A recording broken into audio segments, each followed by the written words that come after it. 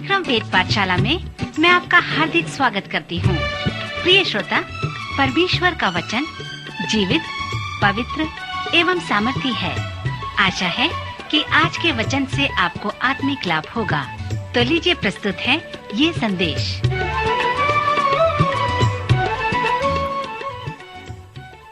नमस्कार श्रोता मित्र, वेद पाठशाला की अगली कक्षा में आपका स्वागत है। मित्र, यह हमारा अंतिम कक्षा नहीं है, परंतु यह 360 कक्षाओं का यह अंतिम चरण है, जिसमें हमने संपूर्ण पवित्र शास्त्र के एक एक पुस्तक का सर्वेक्षण किया। इस सर्वेक्षण का प्रारंभ उत्पत्ति की पुस्तक से हुआ था और इस कक्षा में, जिसमें हम यीशु मसीह के प्रकाशित वाक्य का सर्वेक्षण कर रहे हैं, अंतिम कक्षा है। आप सबका मैं धन्यवाद करता हूं कि आपने प्रारंभ से अंत तक मेरे साथ सर्वेक्षण किया है। यदि आप एक विश्वास योग्य विद्यार्थी रहे हैं तो मैं आपसे एक पत्र पाना चाहता हूं, जिसमें आप दर्शाएं कि आपने पुराने व नए नियम का सर्वेक्षण समाप्त किया और मुझे ये भी बताएं कि इस अध्ययन से आपके जीवन से क्या लाभ हुआ। यदि आप इस प्रकार एक पत्र मुझे लिखेंगे तो मुझे बड़ी प्रसन्नता होगी।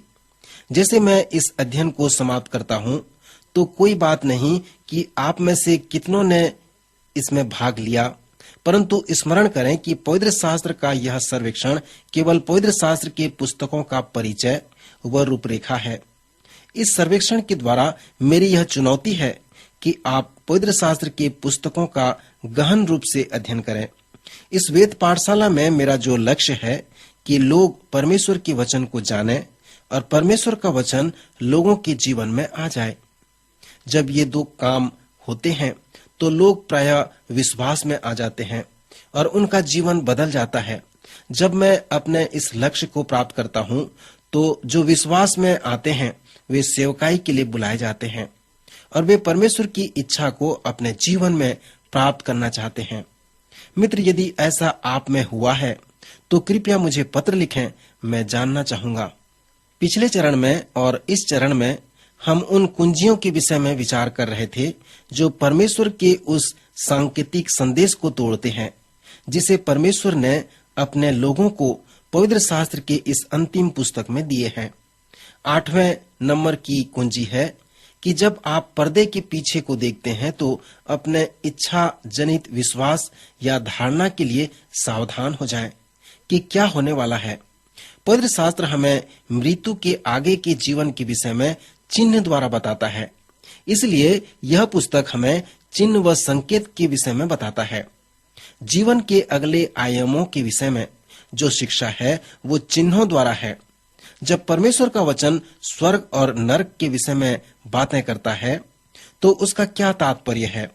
जब स्वर्ग के विषय में सुंदर रूप से बताया गया है, जिसके सड़क सोने के हैं और नरक जहां पर आग है, अंधियारा है। सो जब आप इसके विषय में विचार करते हैं तो इसका क्या तात्पर्य है। जब तक परमेश्वर हमें अलौकिक प्रकाशन न दे तब तक हम उस अनंत राज्य के विषय में नहीं जान सकते।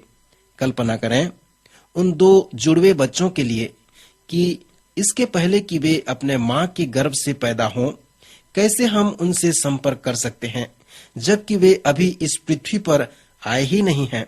उसी तरह से हम उस अगले आयाम के विषय में क्या जानते हैं जबकि हम अभी वहां गए ही नहीं हैं।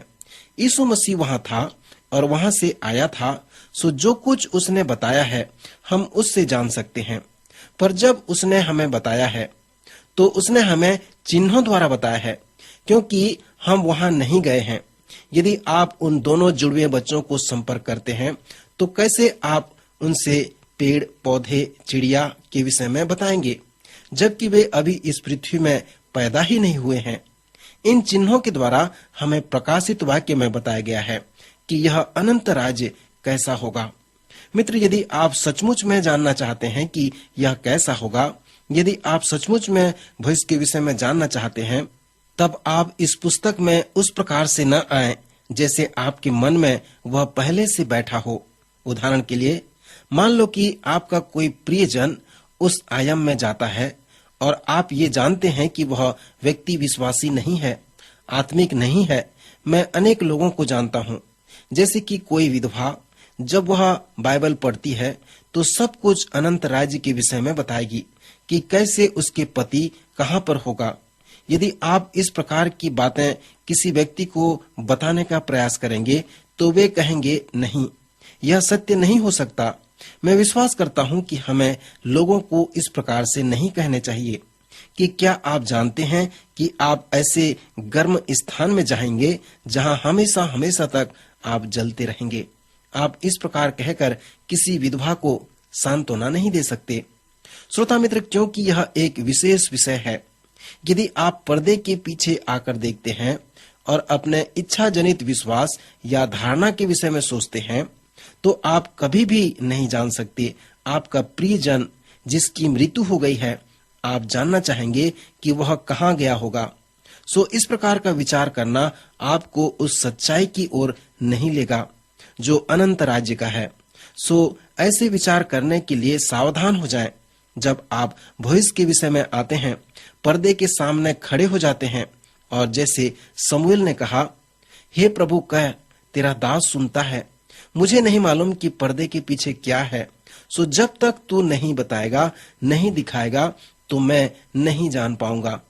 एक महिला ने एक बार मुझसे कहा, पास्टर साहब, वचन के द्वारा मुझे उलझन में न डालें क्योंकि मेरा मन तैयार है। आप प्रकाशित वाक्य में इस तरह से न आए कि यह कैसा होगा, जैसे कहा गया है कि एक दिन हरेक घुटना उसके समक्ष टिकेगा और हरेक जीभ उसके सामने अंगीकार करेगा कि यीशु मसीह ही प्रभु है।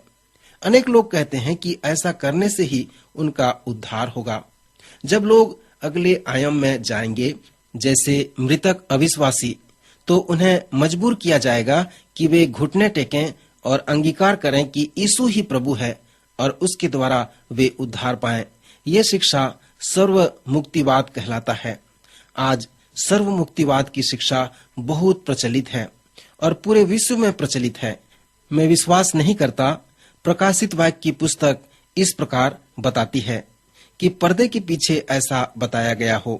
प्रत्येक घुटना टिकेगा, प्रत्येक जीभ अंगीकार करेगा कि यीशु मसीह ही प्रभु है। इससे परमेश्वर पिता को महिमा मिलती है। उन 2 अध्यायों में यह बहुत सुंदर चित्र है।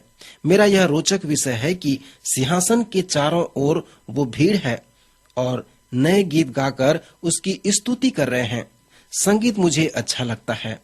बहुत पहले हमने सर्वेक्षण में देखा कि परमेश्वर ने हमें संगीत क्यों दिए हैं, क्यों यह महत्वपूर्ण है, इसका उद्देश्य व कार्य क्या है।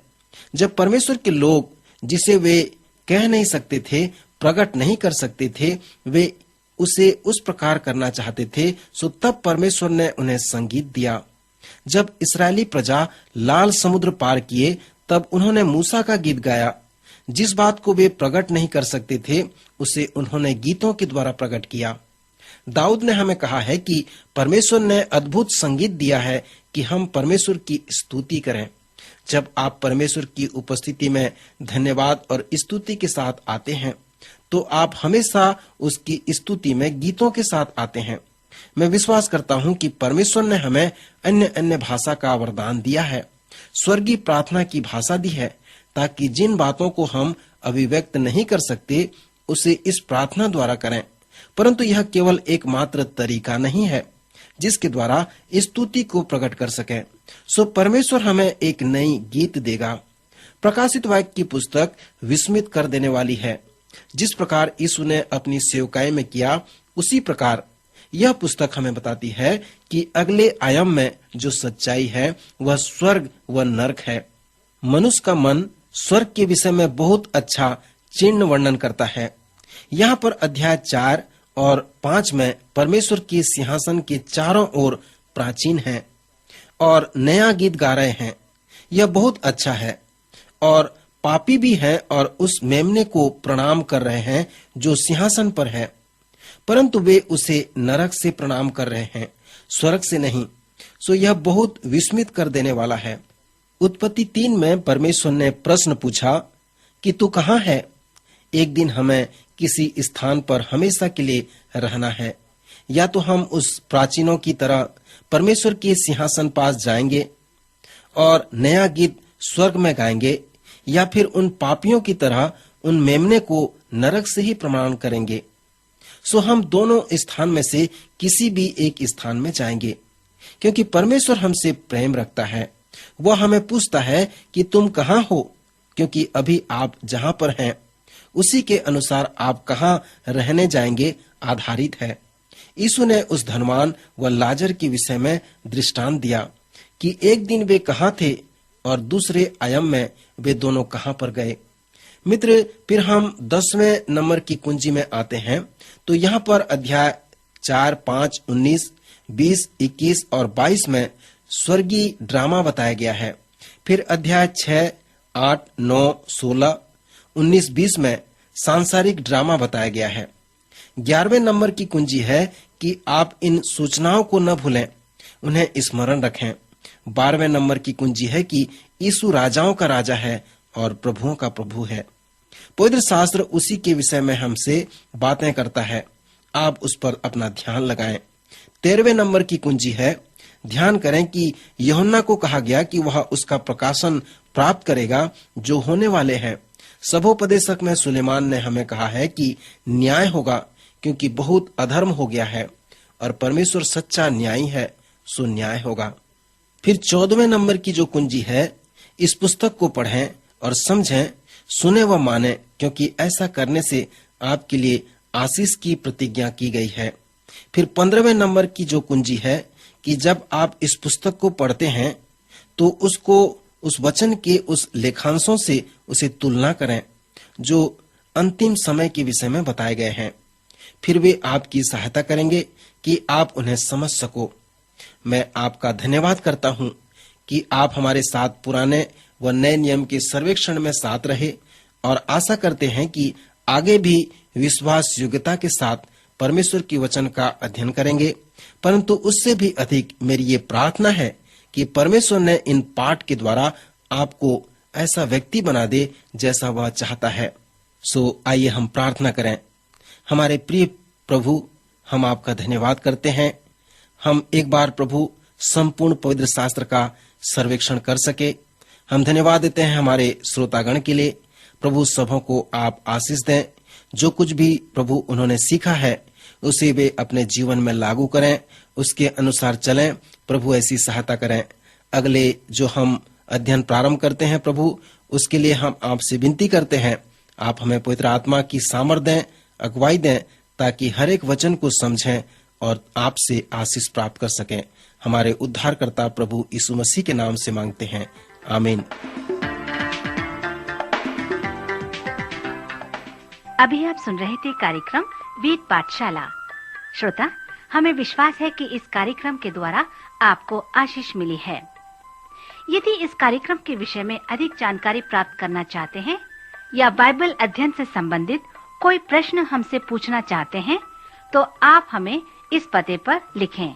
हमारा पता है कार्यक्रम वेद पाठशाला, post box number 713, EN post, Faridabad 7।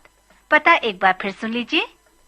कार्यक्रम वेद पाठशाला, post box number 713, EN post, Faridabad 7। आज के कार्यक्रम का समय यहीं पर समाप्त होता है। अगले कार्यक्रम में आपसे फिर भेंट होगी। तब तक के लिए नमस्कार।